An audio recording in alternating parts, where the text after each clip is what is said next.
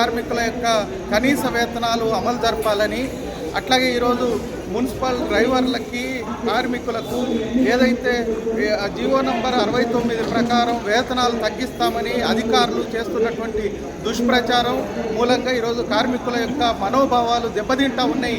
కాబట్టి గత వేతనాలని అమలు జరపాలా, అదేవిధంగా పెరుగుతున్నటువంటి వేతనాలకు అనుగుణంగా ఈరోజు మున్సిపల్ కార్మికులకు కనీస వేతనం 26,000 రూపాయలు ఇవ్వాలనేటువంటిది మేము సిఐటియుగా డిమాండ్ చేస్తూ మున్సిపల్ కమిషనర్కి రిప్రజెంటేషన్ ఇవ్వటం జరిగింది.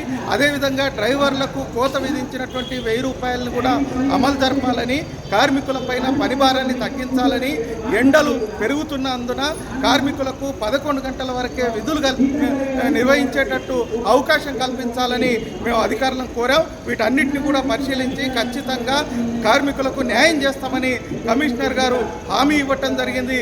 ఆ హామీని అమలు జరపకపోతే భవిష్యత్తులో ఆందోళనను ఉధృతం చేయాల్సి వస్తుందని తెలియజేస్తాం.